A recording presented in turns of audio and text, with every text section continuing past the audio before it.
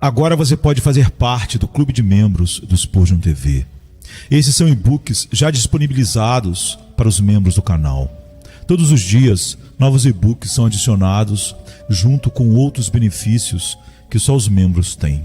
Sendo um membro, você passa a ajudar no crescimento desse ministério, tanto na quantidade do que podemos publicar, como na qualidade do material. Nosso propósito é, juntos, atingirmos o maior número de pessoas com solo escritura. Seja um membro do Spurgeon TV. Sermão número 1337, pregado na manhã de domingo, 21 de janeiro de 1877, por Charles Haddon Spurgeon, no Tabernáculo Metropolitano, Newington, Londres, Inglaterra.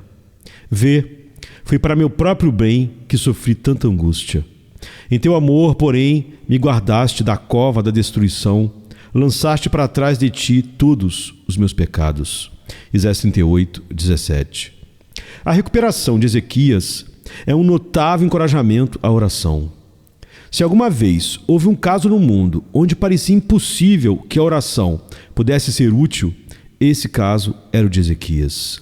Era perceptível para todos ao redor que ele estava doente para a morte.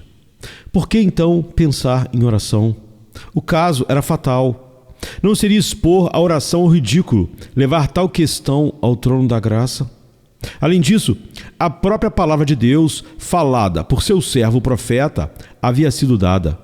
Põe em ordem a tua casa, porque morrerás e não viverás. Qual poderia ser o uso da oração depois disso? Não poderia ser considerada uma interferência impertinente com a conhecida vontade do Senhor? No entanto, irmãos, o provérbio diz que a fome quebra até mesmo paredes de pedra. E assim, o desejo de viver por parte do rei o levou a orar. A oração de Ezequias abriu caminho para o trono de Deus, rompendo todos os argumentos e raciocínios. Ele virou seu rosto para a parede em mais de um sentido naquela ocasião, pois parecia que uma parede estava à sua frente e bloqueava toda esperança de vida. Ainda assim, ele voltou o rosto para ela e orou até romper essa barreira. Observe bem o sucesso dele. Viveu mais 15 anos em resposta às suas súplicas. Irmão, ore se estiver entre as mandíbulas da morte e do inferno. Ore, irmão, se toda esperança parecer completamente morta. Sim, e se puder colocar seu dedo em passagens da própria palavra de Deus que aparentemente o condenam, ainda assim ore. Quer seus temores tenham distorcido essas passagens ameaçadoras ou não, embora muitas delas pareçam severas, ainda assim ore. Pereça com as mãos sobre os chifres do altar, se perecer for necessário. Nunca acredite que seu caso é completamente desesperador enquanto puder suplicar a Deus. Nenhum mal pode vir de sua súplica, mas algum bem certamente virá de uma forma ou de outra. Se Deus não prolongar a vida em resposta à oração, como frequentemente pode não fazê-lo, ou ninguém jamais morreria, ainda assim Ele pode conceder uma bênção maior do que a continuação da existência terrena. E se é uma bênção maior, segundo o julgamento de Deus, é melhor para nós recebê-la do que obter exatamente o que pedimos. Em todos os casos, orem sem cessar. O trono da graça uma vez esteve dentro do véu, onde ninguém podia se aproximar, exceto em uma única ocasião definida no ano. Mas agora o véu foi rasgado de cima a baixo e você pode se aproximar dele sempre que quiser. Portanto, exorto a se aproximar com confiança do trono da graça celestial em cada momento de necessidade. Sim, aproxime-se na noite mais escura e na estação mais fria. Quando Deus parecer ter esquecido de ser gracioso e quando você pensar que Ele não mais será favorável. Os homens devem sempre orar e não desfalecer. Ore em face da dificuldade. Ore mesmo que a impossibilidade pareça estar no caminho. Ore contra a morte e o diabo. Ore como Manassés no calabouço escuro e como Jonas do ventre do inferno. Ore contra a consciência e a razão carnal. Eu ia dizer, ore até mesmo contra a sua interpretação aterrorizante da própria palavra de Deus, pois você certamente a leu mal se pensou que ela proíbe você de orar.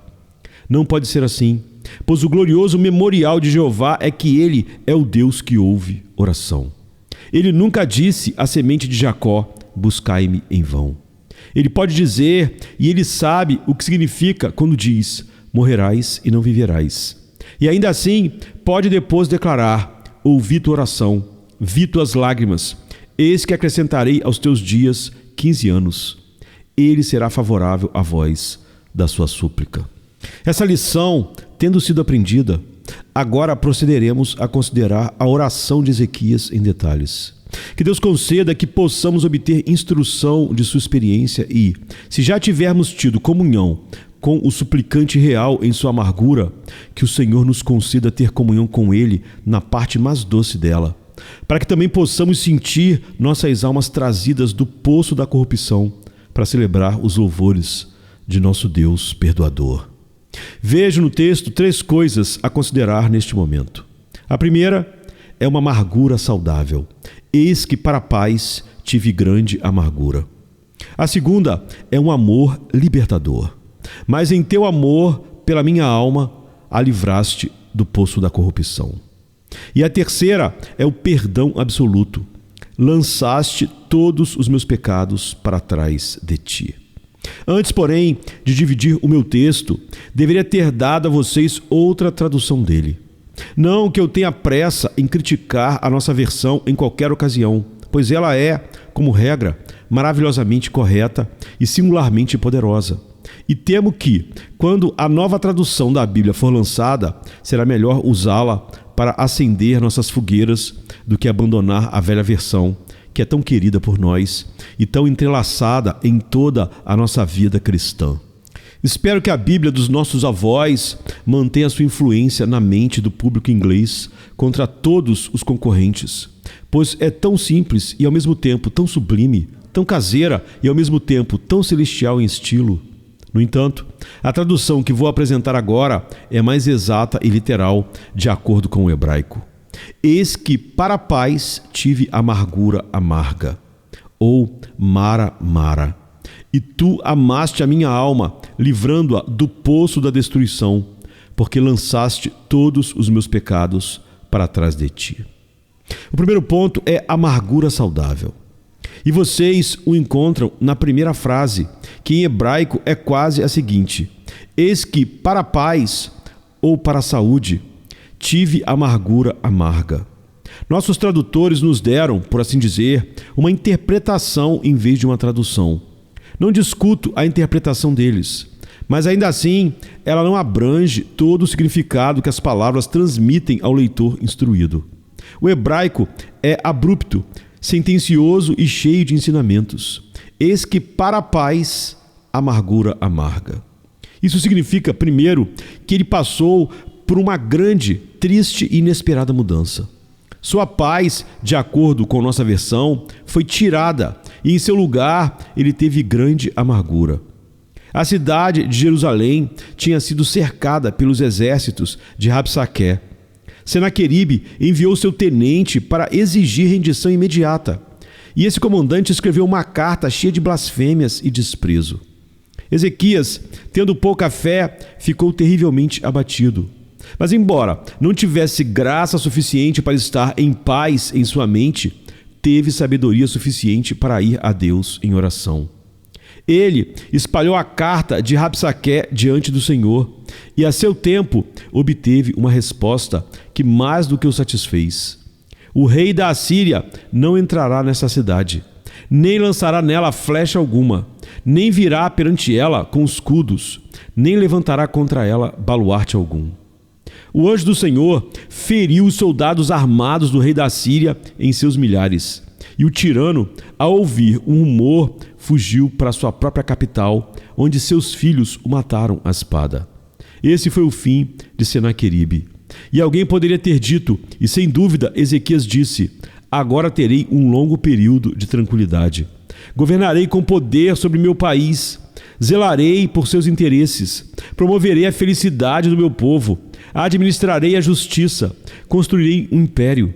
E então, quando envelhecer, no tempo certo, serei reunido aos meus pais em paz, como um feixe de trigo vem em sua estação.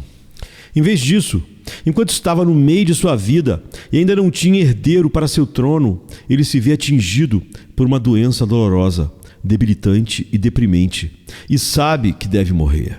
Ouça-no enquanto, ao som de suspiros e gemidos, ele canta uma canção triste. Eu irei para os portões do túmulo. Sou privado do restante dos meus anos. Irmãos, nunca nos vangloriemos do amanhã, pois não sabemos o que o dia pode trazer. As promessas da manhã que se inicia, muitas vezes não se cumprem. Nuvens se acumulam e o sol que nasceu em esplendor se põe em chuvas. Pensamos que agora fizemos nosso ninho o mais aconchegante possível. E nós, que deveríamos saber melhor, ainda dizemos: alma, regozija-te, minha montanha está firme, jamais serei abalado. Mas como a montanha treme, o ninho se enche de espinhos e alegria desaparece.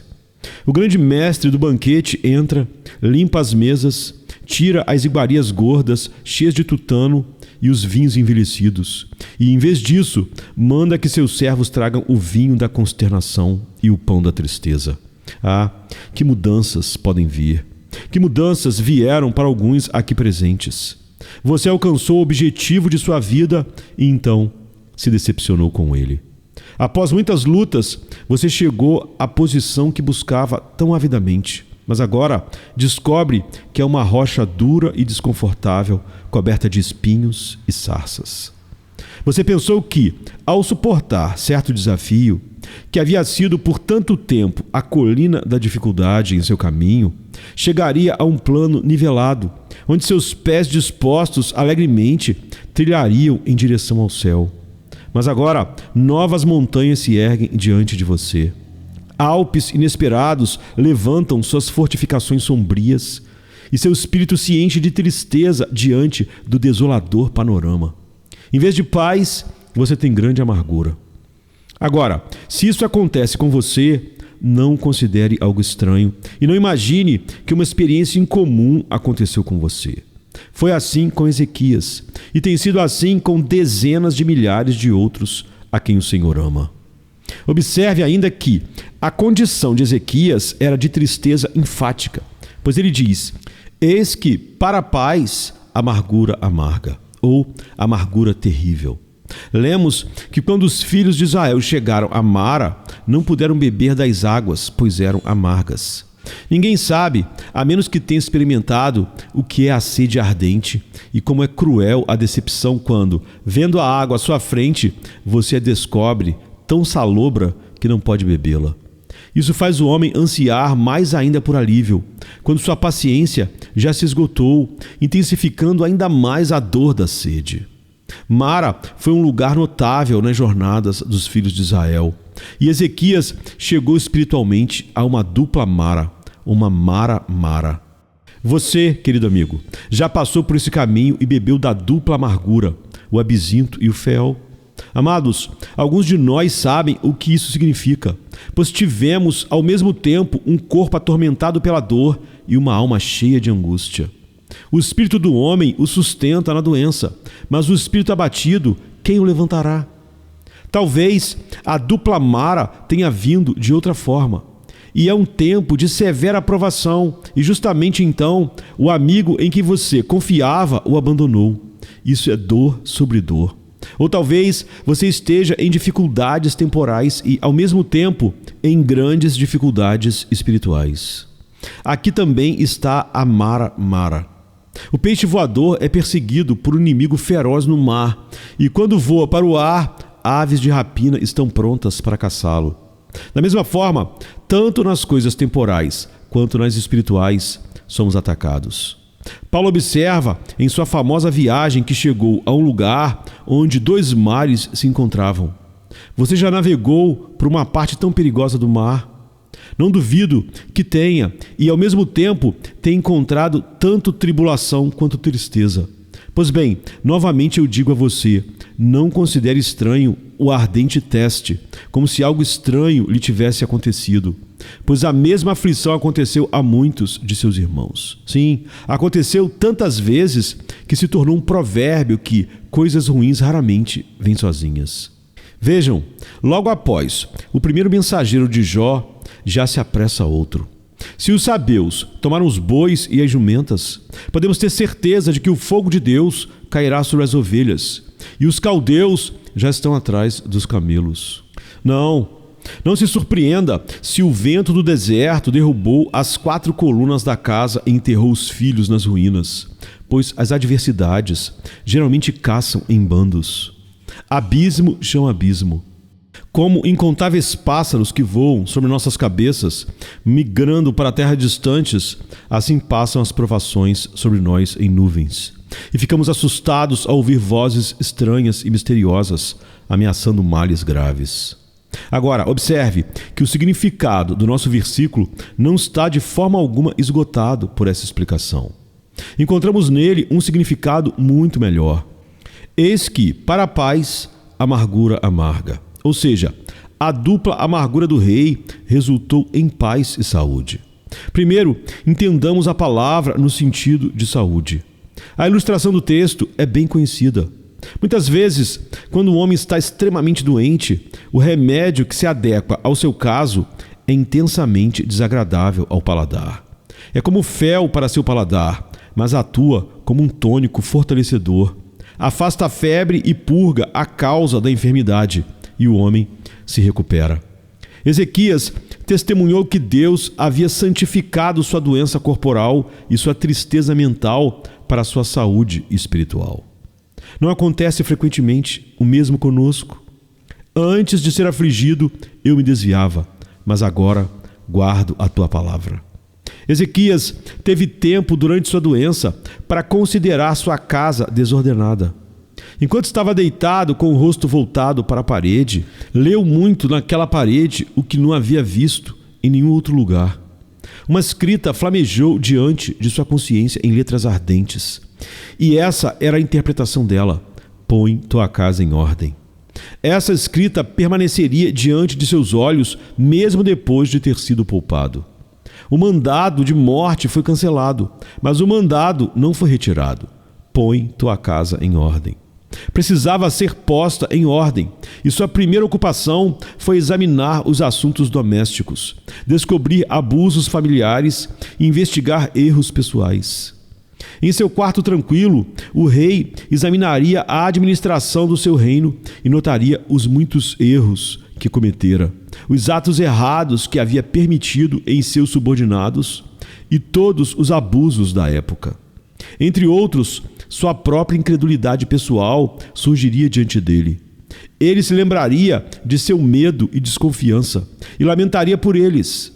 Evidentemente, ele havia sido muito mais intimidado por Rabsaqué no início do que deveria ter sido, pois Isaías, para consolá-lo, disse: não tenhas medo das palavras que ouviste. Ele pensaria em toda a sua vida e, começando por si mesmo, procuraria todos os erros do Estado e da Igreja. O autoexame é um grande benefício para nós, irmãos. E qualquer coisa que nos leve a ele nos faz um verdadeiro serviço. Irmão, examine toda a sua fazenda espiritual. Seja diligente em conhecer o estado de suas ovelhas e cuide bem de seus rebanhos. Quebre o solo duro e limpe os espinhos. Capture as pequenas raposas que destroem as vinhas e afaste as aves que devoram a semente. Que todas as coisas estejam na melhor condição. Assim, sua doença contribuirá para a sua saúde ao descobrir a fonte secreta de sua enfermidade. A amargura de alma do rei o levou então a se arrepender de seus erros, ao ver onde havia pecado. Ele lamentou sua loucura diante de Deus e se humilhou por causa da pecaminosidade interior da natureza, da qual vinha a transgressão exterior. Tenho certeza de que muitas vezes a doença revela o homem a si mesmo. Raramente nos vemos até que a tristeza levante o espelho diante de nossos olhos. O eu é um assunto desagradável para estudo. A anatomia não é nada comparada a ele. Dissecar um cadáver não é metade tão desagradável quanto examinar seu próprio caráter. Você já se deitou sobre a mesa, cortou fundo com um bisturi, expôs as partes internas e abriu as coisas ocultas do teu coração? Já se desmembrou osso por osso? Quando chegou ao coração, não desejou sinceramente poder evitar fazer qualquer exame pré-morte daquele órgão desesperadamente doente. Que negócio humilhante é a dissecação do coração natural. Aquele coração que é enganoso acima de todas as coisas. Aquele coração de onde vêm as invejas e os homicídios. Evitamos isso até que a doença e o desespero nos amarram e trabalham com o bisturi. E, no entanto, essa é uma das operações mais benéficas, pois por estas coisas os homens vivem e em todas essas coisas está a vida do nosso espírito. Essa amargura amarga que nos faz olhar para dentro e nos ver em nossas verdadeiras cores é de muito mais utilidade para nós do que aqueles banquetes deliciosos que nos tornam como os israelitas com as codornizes, cheios de carne, mas também perto da maldição. Posso muito bem imaginar que essa amargura amarga fez Ezequias ver a necessidade de seu Deus mais do que nunca havia visto antes. Ele sabia em cujas mãos estava seu sopro e sentiu sua total dependência da vontade divina. Ele se viu absolutamente nas mãos de Deus, tanto quanto o fio está nas mãos do tecelão, que o quebra quando lhe apraz, ou quanto a presa está sob o poder do leão, que pode quebrar todos os seus ossos. Agora, ele aprendeu a se apegar ao Senhor, seu Deus, e a clamar: ó Senhor, estou oprimido, defende-me. Agora ele sabia que o Senhor estava pronto para salvá-lo e, enquanto seu coração se enchia de alegria por causa da promessa de vida prolongada, ele também estava cheio de vergonha por ter duvidado do poder e da graça de Deus em sua hora de angústia. Daqui em diante, ele sentiria que o Senhor Todo-Poderoso, que poderia trazer de volta a sombra no relógio de sol em 10 graus, poderia tão prontamente conter a ira e o poder do invasor mais terrível. Aquele que poderia livrá-lo das portas da sepultura, certamente poderia salvá-lo da fúria do homem mortal. E aquele que usou um pobre pedaço de figos para frustrar a morte de sua presa, também poderia empregar os meios mais fracos para derrotar o inimigo mais poderoso de Israel. Daqui em diante, ele se apoiaria no Eterno e ordenaria que a filha virgem de Sião desprezasse seu adversário e zombasse dele. Após aquele aprendizado, Ezequias demonstraria maior força espiritual, mais confiança na promessa, mais poder com Deus, mais zelo no serviço divino, e sua paz voltaria a ele e seria ainda mais profunda do que no início. A alegria que havia fugido por causa do pecado e da visitação de Deus em razão disso, retornou a ele mais uma vez. Ele se sentia mais feliz porque era mais santo. Ele se sentia fortalecido porque o purgante abençoado, embora amargo, havia removido uma fonte constante de fraqueza. E ele se levantou de sua cama, não apenas um novo homem em saúde corporal, mas um homem renovado em toda a sua natureza espiritual. Como são doces os usos da adversidade quando o Espírito Santo usa a sua arte sagrada sobre a alma e transforma a salmoura das lágrimas em um sal sagrado para temperar o espírito. Antes de deixar este ponto, gostaria de expressar meu desejo de oração de que este seja o resultado de cada gota de amargura que qualquer um de vocês possa provar ao longo de suas vidas futuras. Se você não pertence ao Senhor, sua amargura não tem bênção alguma. Pelo contrário, você pode vê-la como uma antecipação daquela mar interminável, junto à qual a fonte amarga os impenitentes devem sentar-se e chorar para sempre. Mas se você é um filho do Senhor, crendo em Cristo Jesus, tudo está bem, pois sabemos que todas as coisas cooperam para o bem daqueles que amam a Deus, daqueles que são chamados segundo o seu propósito. Agora, chegamos à segunda parte do nosso texto, que é peculiarmente doce para nossas almas, pois ela apresenta a libertação amorosa. O texto diz assim: em teu amor, porém, me guardaste da cova da destruição. Em primeiro lugar, o rei atribui ao amor de Deus sua libertação da morte e do túmulo, e louva a Deus por sua restauração à terra dos vivos. Mas as palavras dos homens inspirados frequentemente têm um significado mais profundo do que aparece à superfície. E, de fato, muitas vezes ocultam um sentido interior que talvez eles mesmos não perceberam. E assim as palavras do rei são como ditados obscuros em uma harpa, cheias de significado dentro de significado. Em todo caso, tirando as palavras da boca de Ezequias, usaremos para expressar nossas próprias emoções e dar-lhes um sentido mais amplo, se esse não for o alcance original de seu significado. Vamos observar 3 coisas. Primeiro, o ato de graça. Tu trouxeste minha alma da cova da corrupção. Segundo, o poder pelo qual foi realizado. Tu amaste minha alma e tiraste da cova da corrupção. E terceiro, o modus operandi, que é indicado por outra tradução igualmente boa. Tu abraçaste minha alma e a trouxe para fora da cova da corrupção. Primeiro, então, o ato de graça do qual você e eu podemos cantar. O Senhor livrou-nos da cova da corrupção. Primeiro, da cova do inferno. Lá eu deveria ter ido há muito tempo, se a misericórdia não tivesse intervido. Uma platitude, diz alguém. Irmão, que Deus te salve de pensar que reconhecer as misericórdias mais preciosas de Deus é uma platitude. Considero que aqueles no inferno não achariam uma platitude bendizermos a Deus por não estarmos em seus tormentos. Nossos pecados, como pedras de moinho ao redor do pescoço, poderiam ter nos afundado no mar da ira divina há 20 anos. E não há algo a ser mencionado repetidamente, uma misericórdia pela qual bendizemos a Deus que não estamos na morada das almas condenadas? Não é ainda mais uma razão para a gratidão que nunca estaremos lá? Crendo em Jesus Cristo e confiando no sangue expiatório, não há, portanto, agora nenhuma condenação, como dizia a versão mais antiga, para aqueles que estão em Cristo Jesus. Quem condenará?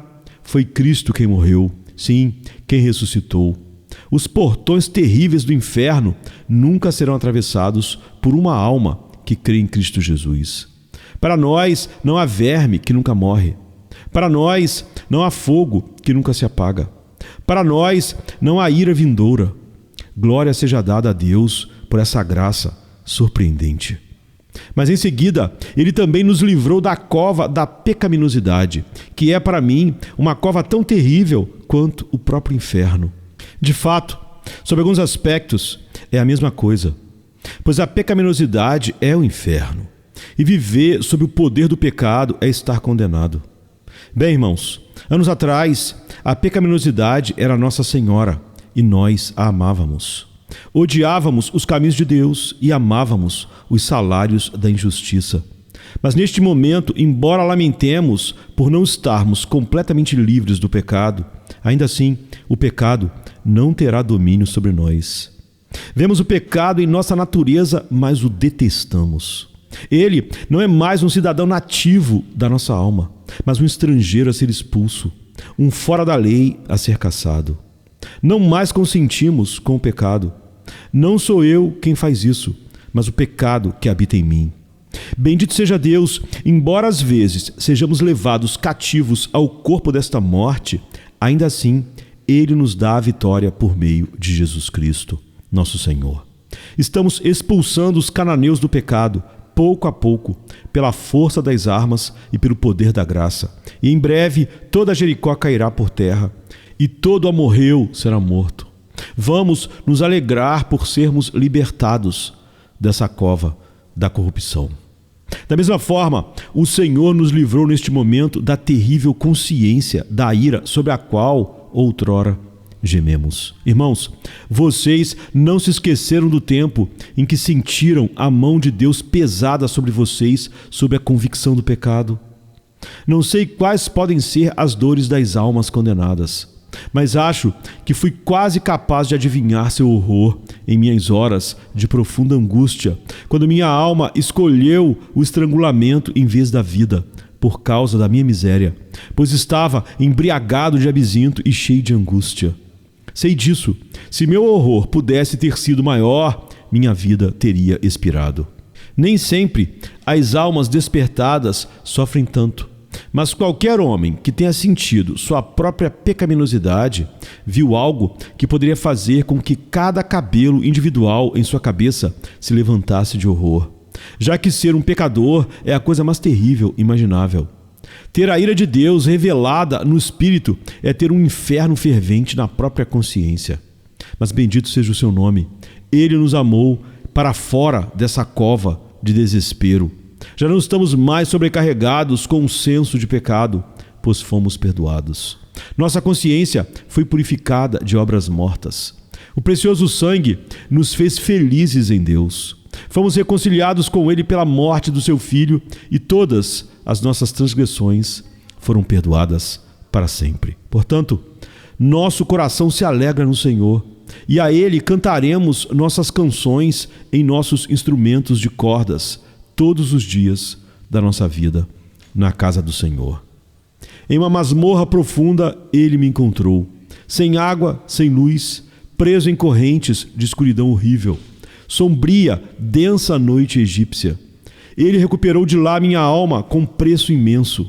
E por isso que homens e anjos, todos os exércitos celestiais acima, coros de serafins eleitos, com suas harpas douradas de amor, louvem e adorem meu Redentor sem fim. Desde aquela primeira hora sombria de convicção, eu ouso dizer que você passou por outras depressões temíveis de espírito, muito semelhantes a esta que está registrada sobre Ezequias. Você não desceu tão profundamente na cova como desceu no início, mas ainda assim conheceu amargas tristezas e foi liberto delas. Você está esta manhã feliz no Senhor? Você está novamente se alegrando? Então diga com o Rei: Tu, em teu amor pela minha alma, a livraste do poço da corrupção. O Senhor estava pronto para me salvar, portanto, cantaremos 1000 canções em instrumentos de cordas na casa do Senhor. Logo virá o tempo em que cantaremos essa canção mais docemente em uma terra melhor do que esta, onde não haverá mais essas névoas para pairar sobre nós, mas meio-dia eterno e imutável, sem uma nuvem. No céu, como doce será cantarmos essa canção em nossos instrumentos de cordas, quando não restar mais corrupção em nós, mas formos puros como a alma de Deus, perfeitos como Cristo, nosso Redentor. Que hinos de gratidão cantaremos diante do trono quando, de pé nos altos céus, olharmos para as profundezas do inferno, quando, da nossa perfeição, nos lembrarmos da queda e de toda a ruína que a graça onipotente nos levou. Glória seja dada ao Senhor para sempre, pois em amor pela minha alma, tu a livraste do poço da corrupção. Aleluia! Este é o ato que a graça realizou. Agora, temos que notar o poder que o realizou. Para mim, a verdade aqui apresentada é alimento delicioso para a meditação, mas não é facilmente trazida à pregação. Ouça as palavras: Tu amaste minha alma fora do poço da corrupção. O amor trabalhou a salvação. O amor fez tudo. Deixe o amor usar a coroa. Eu estava adormecido em meu pecado, mas tu, ó amor, me despertaste com um beijo. Somente quando comecei a ouvir que Jesus amou pobres almas até a morte e, portanto, veio buscar e salvar pecadores, comecei a despertar de minha letargia mortal. Vocês, meus irmãos, se lembram de quando o primeiro pensamento entrou em suas mentes de que, afinal, havia esperança, pois Deus era cheio de amor? Esse pensamento não os estimulou. O Senhor não os amou para fora do sono do pecado. Além disso, vocês amavam o pecado e os salários dele, e o mundo parecia muito agradável enquanto os escravizava. Por fim, vocês vieram a saber que o amor de Deus era infinitamente mais doce do que o amor ao pecado. Vocês tiveram um vislumbre da querida face ferida de Jesus, toda encharcada de cuspe e sangue, e ele parecia tão mais belo e amável do que o seu pecado, que vocês começaram a sentir que pecado e vocês precisavam se separar. Assim, o Senhor os amou para fora do amor ao pecado. Seu doce amor fez o pecado lhes parecer repugnante. Vocês estavam cansados dele e não queriam mais saber dele. Vocês se lembram de que, quando caíram no desespero e disseram: fui tão pecador que devo morrer em meu pecado, vocês foram elevados da cova da incredulidade? Sei que fui levado para fora dela, nas asas da águia do amor. O Senhor me amou para fora dela. Ele derramou tanto amor em minha alma que eu não podia mais ser incrédulo. Assim como um iceberg deve inevitavelmente derreter quando é levado pela corrente do Golfo, minha incredulidade foi forçada a se dissolver na corrente quente de seu amor querido. Crer nele? Como eu poderia não crer nele quando vi seu amor pelos pecadores e ouvi falar de sua morte pelos piores deles, mesmo por alguém como eu? Ele me amou para fora de minha incredulidade. Mas então eu me sentia tão fraco que não podia fazer nada. Tinha medo de me unir ao seu povo e medo de confessar minha fé, temendo desonrá-lo. Então ele veio e me amou para fora do meu medo. Derramou seu amor em meu coração com tal poder que me tornei forte com a força que ele dava e soube que estava seguro porque estava sob seus cuidados. Então avancei e confessei seu nome e me uni aos seus santos, pois senti que podia confiar em meu Senhor para me manter até o fim, pois seu amor me amou para fora da minha fraqueza. Estou contando a história como se fosse sobre mim, mas irmãos, quero dizer que também é sobre vocês. Vocês têm se afastado às vezes desde então. Vocês se afastaram de seu Senhor para o mundanismo e muito do que sinceramente deploram. E quem é que os levou de volta à paz e santidade? Quem tem sido o bom pastor e restaurou suas almas? Meu Senhor amoroso me conduziu de volta, às vezes com palavras duras de reprovação, mas mais frequentemente ele me amou de volta com uma ternura atrativa. Que imã maravilhoso é o amor! Ele atrai nossos corações de ferro para si. Seu domínio é gentil, mas irresistível. Vagueamos aqui e ali na instabilidade de nossas mentes, até que uma memória dos dias de amor vem sobre nosso espírito e imediatamente não podemos mais descansar nas coisas da terra, após as quais nos desviamos tão perversamente, mas dizemos: voltarei ao meu primeiro marido, pois era melhor para mim então do que agora. Um momento de lembrança dos dias de nossos esponsais faz o coração adoecer de saudades de retornar ao seu lar no seio de Jesus. Ele nos ama para fora de nossas apostasias. Talvez vocês tenham caído na mornidão, estejam frios e sem vida. E qual é o caminho para tirá-los desse estado horrível? Não é o caminho de amor? Quando a igreja de Laodiceia não estava nem fria nem quente, e até mesmo seu amado estava prestes a vomitá-la de sua boca, como ela foi convidada a sair de sua condição? O Senhor não disse: eis que estou à porta e bato. A vinda de Cristo para comungar com a igreja foi a cura para a sua indiferença. Quando o amor de Deus é derramado na alma, você não se sente mais sonolento e indiferente, mas seu espírito se cinge com zelo como um manto, e seu coração arde com chamas veementes de afeição. Quão verdadeiro é o que nosso poeta canta: ó Jesus, Rei mais maravilhoso, tu, conquistador renomado, sua doçura mais inefável, em quem todas as alegrias são encontradas. Quando uma vez tu visitas o coração, a verdade começa a brilhar. As vaidades terrenas então se vão, então acende o amor divino. O Senhor, sempre gracioso, pretende aperfeiçoar aquilo que te preocupa pela ação desse mesmo amor. Sua bondade te fez grande e seu amor te fará glorioso. O amor divino é a agência mais santificadora do mundo.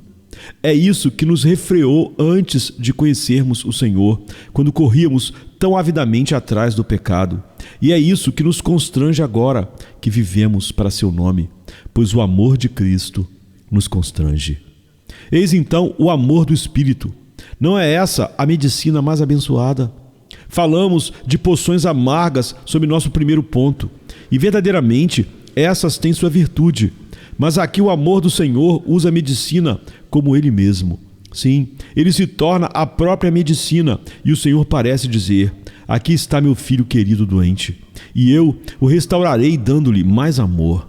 O amor divino é um catalícon, uma medicina universal. Nenhuma doença espiritual pode resistir ao seu poder de cura. O amor e o sangue de Jesus, aplicados pelo Espírito Santo, levantarão os santos de doenças debilitantes e os restaurarão das portas da sepultura. Nenhum coração, por mais que se torne como granito, pode resistir por muito tempo ao amor onipotente.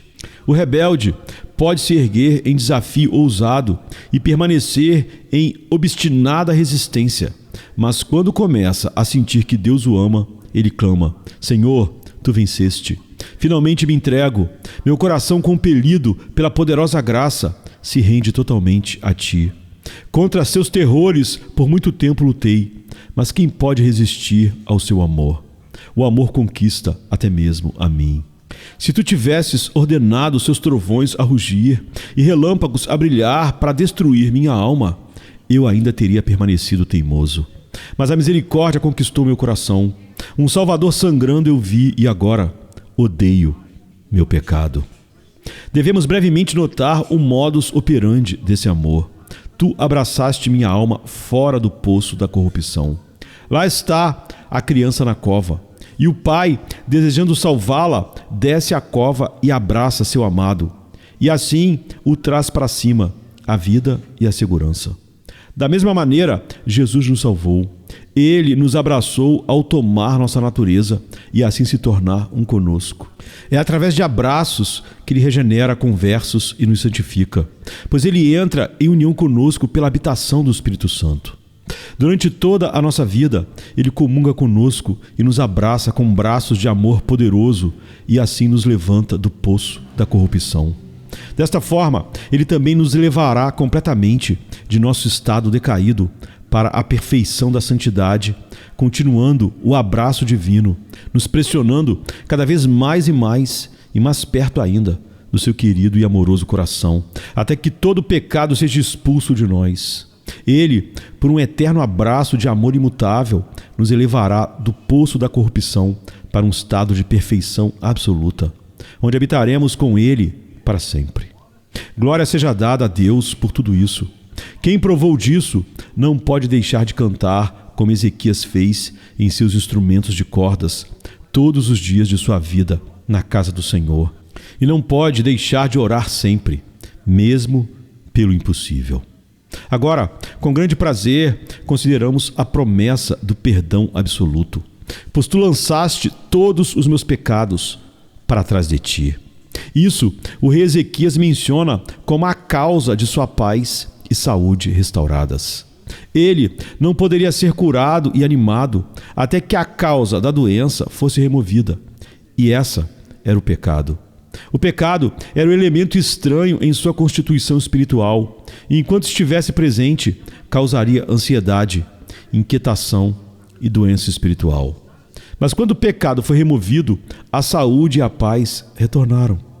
Agora, deixe-me pegar as palavras diante de nós e expô-las em algumas breves frases e pedir que você observe, primeiro, o fardo, pecado. Um peso pesado, uma maldição pesada. Observe o proprietário desse fardo. Ezequias não diz apenas pecado, mas meu pecado. Se há pecados no mundo que são mais pesados que outros, são os meus. Irmão, você sente os seus assim, não sente? Então tome a próxima palavra, que é uma palavra de multidão, e observe a abrangência desse fardo. Todos os meus pecados. Tu lançaste todos os meus pecados. Vamos soletrar essa palavra. Todos os meus pecados. Que fila de números seria necessária para contá-los todos? Quanto ao registro deles, certamente chegaria ao redor do céu. Todos os meus pecados. Em que balança serão pesados? Qual deve ser a ira que me é devida por causa deles? Pense longa e humildemente nas palavras, todos os meus pecados. Agora, veja, o Senhor vem para lidar com eles. Ele toma todos eles. E o que Ele faz? Ele os lança. Tu lançaste todos os meus pecados. Que ato de onipotência. Que arremesso divino. Ninguém, exceto Jeová Jesus, poderia ter levantado todos os meus pecados. Mas Ele os levantou e, como outro Atlas, os carregou sobre os ombros. E tendo feito isso, até suar grandes gotas de sangue e sangrar até a morte, então tomou toda a massa dos meus pecados e os lançou tão longe quanto o leste está do oeste. Não, mas ele os lançou para trás das costas de Jeová. Onde fica isso? Para trás das costas de Deus? Onde pode ser isso? Os homens jogam coisas para trás de suas costas quando não conseguem suportar vê-las. Nosso pecado é repulsivo e abominável para Deus. Ele não olhará para ele e, portanto, o lança para trás de suas costas. Mas então, ele é um Deus justo e deve punir a iniquidade. Ela deve vir diante dos olhos de sua santidade para ser vingada. Portanto, ainda não vimos todo o significado da passagem. Não, isso significa que o Senhor se torna esquecido dos pecados de seu povo. Alguém disse outro dia sobre um certo assunto: nunca mais pensarei nisso. É como se nunca tivesse acontecido. O que o Senhor fez significa tudo isso em relação aos pecados de seu povo. Nunca mais pensarei neles. Eles se foram como se nunca tivessem existido.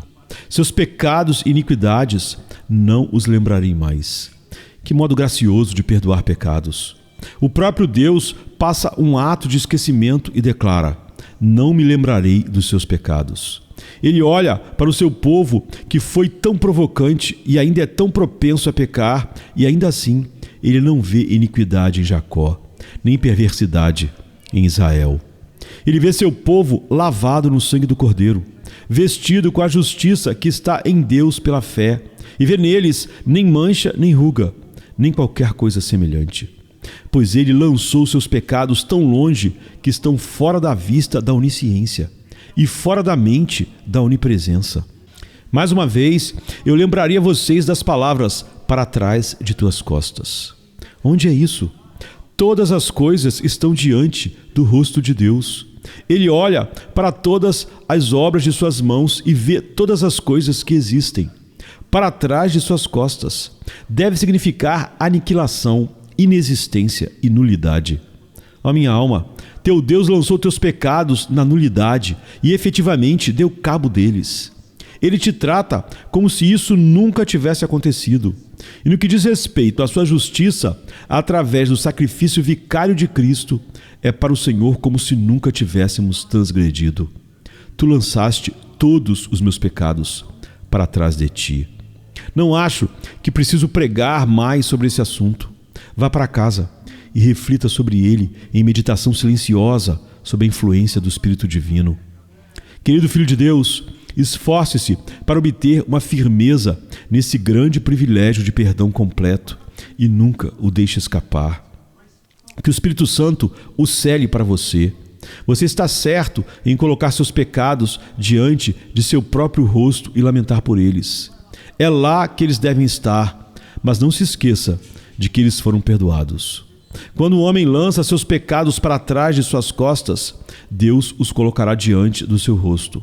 Mas quando, em penitência, um crente coloca seus pecados diante de seu próprio rosto para lamentar por eles, então o Senhor, em misericórdia, declara que ele os lançará para trás de suas costas. Ó crente em Jesus, teu pecado se foi para sempre. Esteja tranquilo, feliz, seguro, pois você é aceito no amado. Teu pecado deixou de existir. As linhas mais longas nunca alcançarão o fundo daquele mar, nas profundezas do qual Jeová os lançou. A maior indústria do diabo nunca poderá viajar para aquela terra que não existe, a terra que fica atrás das costas de Jeová, onde ele lançou teu pecado. Quem não seria um crente em Jesus? Mesmo que estivesse gravemente doente e tivesse que deitar como Ezequias na cama da morte, quem não seria um crente? Mesmo que tivesse que clamar, Mara, Mara, amargura dobrada. Quem não seria um crente e ser abraçado em seu sofrimento por esse amor poderoso que abole o pecado do penitente? Creia no Senhor Jesus Cristo, ó pecador, e essa também será sua porção pela abundante misericórdia de Deus. Quem conhece um Deus assim, sempre orará pelo impossível, pois para ele não há impossíveis. Amém. É sexta-feira chega trazendo a noite seu manto. Jesus em súplicas, enquanto Pedro sucumbe ao encanto do sono. Judas, com seu beijo, selou o destino. Traição que esboça o pranto. No silêncio da noite, a esperança parece se esconder. Mas o eco do domingo aos poucos começa a nascer. Pilatos em sua indecisão, o sinédrio em conspiração, a turba em escárnio desconhece a ressurreição. Discípulos fugitivos, corações partidos, Maria em lágrimas, Pedro nega, o galo canta anunciando a manhã que tarda. É sexta-feira, clama a criação, mas o domingo se anuncia, trazendo redenção. Nosso Salvador, sob o peso da cruz, caminha entre a multidão que zomba, sua santidade diminui. A coroa de espinhos, o sangue que escolhe marcas de amor infinito. É sexta-feira, mas a esperança do domingo não está tão distante. Elevado na cruz, entre criminosos a dor se faz presente. O véu se rasga, a terra treme, o céu escurece, um silêncio envolvente. A pedra colocada, os guardas se postam, a vigília começa, mas a promessa do domingo no coração ainda aquece.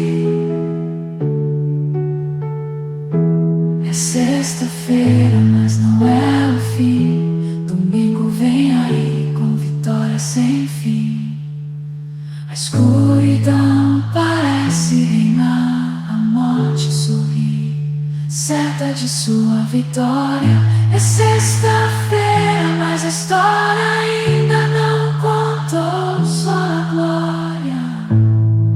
O pecado julga ter vencido, a esperança parece falhar, mas a luz do domingo já começa a brilhar. O túmulo agora vazio, a pedra removida, Jesus ressuscitou, trazendo vida. Manhã de domingo, brilha a esperança restaurada. A morte foi vencida, a redenção proclamada. É sexta-feira, mas a alegria vem com o amanhecer. Domingo já chegou, ensinando-nos a renascer. Nosso Salvador, sob o peso da cruz, caminha entre a multidão que zomba, sua santidade diminui. A coroa de espinhos, o sangue que escorre marcas de amor infinito. É sexta-feira, mas a esperança do domingo